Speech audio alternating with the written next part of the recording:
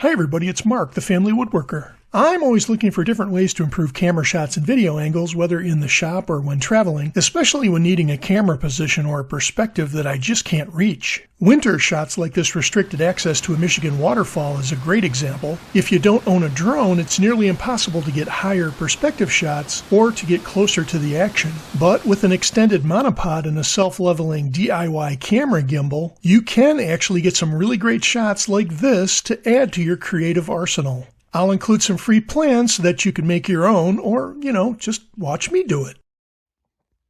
To start, I took a pretty basic design idea and then added some camera and cell phone dimensions to come up with this set of graphic cutouts. Like a lot of my projects, I think the design idea is sound, but I'm never really sure if a solution like this is going to work or not. I'm also going to use some leftover maple that I had in stock, but you could just as easily use a small piece of 1x4 oak for this project too, found at almost any soul-crushing home center like Lonard's Depot. I like you. You make me laugh. Cutting out the graphics first, I took them over to the trash can, which makes for a pretty excellent little spray booth, and then I coated them with some spray adhesive. Once the graphics were stuck onto a wider piece of that maple, it was off to revisit my love-hate relationship with my bandsaw. It's not that I don't care. I'd buy it candy and flowers if I thought it would help cut this hardwood any better without burning all the edges, but maybe it's just time for a new blade. I guess I could have also cheated on it and used my jigsaw, but I know it would sit there, judging me, giving me the stink eye. That is The rough cut pieces are going to need a little more shaping and sanding, not that any of that is required to make the gimbal functional, but hey, we might as well make it pretty as well as functional. Sort of like me. We'll need some hardware items to make this whole contraption work, starting with this 1/4 inch by 20 thread per inch T-nut, where that size is an international standard for a camera mount. We'll also need some drill bits to cut out a wide enough hole for the T-nut, as well as the insert threaded nut. We're going to add a couple of smaller cotter pins and a 5-inch piece of 1/4 inch copper tube. Another drill bit is needed wide enough for the copper tube to fit through loosely, and finally a 1/4 inch bolt just long enough to fit through the bottom of the mount and then attach to the camera. With the basic wooden shapes cut and sanded, it's time to start drilling some holes. I'll start with countersinking that T-nut into the center marked punch on the selfie-stick mount. It needs to be deep enough into the wood block to allow the center threaded collar to fit flush with the bottom side of that wood block. With the wider hole drilled in with a 3/4 inch Forstner bit, I finished up the inner drilled hole to accept the T-nut collar so that it will fully install inside the hole. Hammering the T-nut down, the threads are now level with the back side of the wood, making for a solid fit onto a tripod or a selfie stick. I'll also add a little CA glue to hold the T-nut in place on the inside of the hole, trying to be really careful not to get any of the glue on the inside threads. Looks like I picked the wrong week to quit sniffing glue. The next step is a little challenging, trying to drill a hole straight through both prongs on that U-shaped mount. But with a mini vise and a small level, I seem to do okay in getting the piece squared up for the drill press. This hole is just a hair wider than the diameter of the copper tube, so that the tube will freely rotate inside the hole.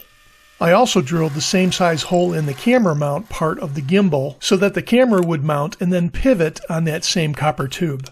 Not that you have to copy me. But I drilled holes on both sides of the camera mount so that I could mount the camera straight ahead as well as to the side depending on the shot that I was trying to get. That side mounted shot would have been great on my previous visit to that waterfall. To connect the two wooden pieces, a small piece of that copper tube is needed, so I cut off a 5-inch piece on the bandsaw and would just have to clean up the rough edges with sandpaper. Hey, you think this might be the reason why my bandsaw blade is dull? Yeah. I also had a bit of a struggle drilling two smaller holes into the ends of the copper tube to accept those cotter pins, but eventually figured that out just by holding the tube tightly on the table and being careful to center the drill. So while I assemble my pieces for the first time to see if, they'll actually work, I know what you're thinking. So like family woodworker dude. Why go to the trouble of making this thing when you can just buy one on Amazon? I mean, I guess you're right if you want to spend between $70 to $200 for a similar gimbal function camera mount, or if you just prefer to sit on your butt and click a buy now button, or if you can't be bothered to be a little creative and make something with your own two hands, or if you prefer to wait 5 days to get the imported version in the mail rather than knock out this project in a single afternoon, using big awesome power tools no less. But you know me, unless we're talking about circuit boards or cars or cheesecake, I'd rather build it than buy it. That should tell you all you need to know about my auto repair and baking skills. I finished up my afternoon project by adding a coat of butcher block beeswax to seal the wood, and that'll also lubricate the pivot points on the gimbal too. Off camera, I chose to plug that T-nut hole with a little slice of a walnut dowel, but that was purely an aesthetic choice to punch up the look of my video thumbnail. Yes, I am not above pandering for views. But this cool little project actually works really well, and the weight of the camera, whether it's my GoPro or iPhone or Sony camera, seems to level itself out really nicely on the gimbal. You know, I'm kind of amazed. All three of these cameras actually balance out and level out pretty nice.